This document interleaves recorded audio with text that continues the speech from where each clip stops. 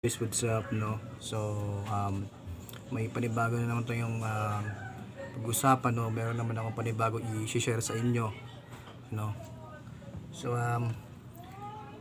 bakit ba nagkakaroon ng tampo ang isang tao, no? Paano nagkakaroon ng tampo ang isang tao? Paano ba nabubuo yung tampo na yon, no? Alam mo kasi yung tampo na yan, nag-uumpisa yan sa pagka-disappoint, no, ng isang tao. So ano yung disappoint na yan? So yung tipong nag-expect ka ng malaki, nag-expect ka ng mataas sa isang bagay na inisip mo lang na gano'n na mangyayari yon, pero in fact hindi ganun yung nakita mo in real life. Ito, halimbawa, naglalakad ka sa isang kalye tapos meron kang nakitang balat ng isang chichirya, no? Then pagtingin mo, pinulot mo yung balat ng chichirya na yun. Then inisip mo na siyempre sa balat ng chichirya may mga nakikita arong mga drawing, 'di ba? So may mga nakalagay doon, may picture, 'di ba? So syempre isipin mo masarap 'yon. Ngayon, nag-expect ka ng masarap doon sa chichirya na 'yon. So pumunta ka doon sa mismong tindahan. Hinanap mo yung ganung chichirya sa ibang tindahan, no? Hanggang sa makita mo yung tindahan na mayroong ganung tinda. Ngayon nangyari, sobrang expect mo na masarap yon, no? Bumili ka. Pagbili mo, no, sa tindahan, medyo pricey, no? Ngayon, pag tikim mo doon, pagbili mo noon, then binuksan mo yung chichirya na noon na nabili mo, no? Siyempre, sabik na sabik ka, 'di ba? Isip mo na masarap yon, 'di ba? Pagtikim mo, hindi ganun yung nalasahan mo, 'di ba? Ayun. Tapos doon na mabubuo yung panghihinayang mo, no?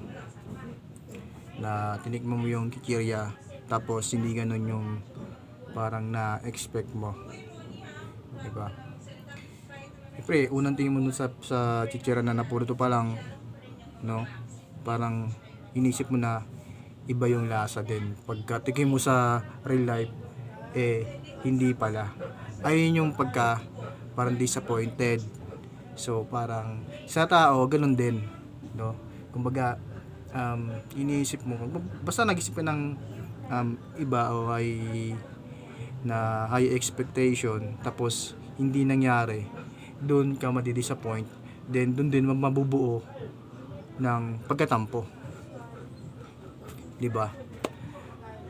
Ngayon, para maiwasan mo yung mga ganong disappoint o pagtatampo, no, lagi ka munang magkukumpirma, no, i-check lagi, no, then siguraduhin na nasa ganon hindi magiging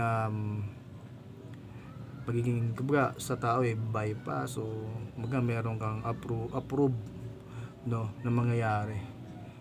Kasi ang sa ganon di ba, na maiwasan yung pagka-disappoint, no, then walang pagtatampo. Yung iba kasi kadalasan sobrang tampo o sobrang disappoint na nauwi sa tampo, dinadala yung pag ganun tampo, so kinikimkim. Ang nangyayari, pagkakimkim dun sa pagtatampo, no, tumagal yung pagtampo na yon, no, hanggang sa kung saan na mauwi yung pagkatampo na yon, no, mag-aaway na yung napagtampuan niya tsaka yung nagtampo, no. Di ba? Ganun yung nangyayari, guys, kadalasan. Kaya bago muna mag-expect ng sobrang taas, dapat lagi nating sisiguraduhin na kung talaga bang yung ina-expect natin sure, diba? Nang sa hindi ka mag-expect, no? Lagi mo itatanong sa isang tao kung sino yung ina-expect mo ng mataas, no, diba? Para may mawasan yung pagtatampo. Oo nga pala, ihipahabol ko lang, no, pati rin sa mga magkakarelasyon, no, may shota ka man o wala, o may shota ka man o kung sino man yung nakarelasyon mo sa buhay, no, huwag ka expect ng mas sobrang taas, kasi kadalasan expect ka ng mataas, ayun ang doon bumabagsak yung mga kabiguan, no, kapag hindi nangyari sa in reality, you know. Okay lang mag-expect ka ng mataas, pero importante andun ka pa rin sa pinaka ano bang totoong mangyayari sa buhay mo kapag nag-expect ka ng mataas, no.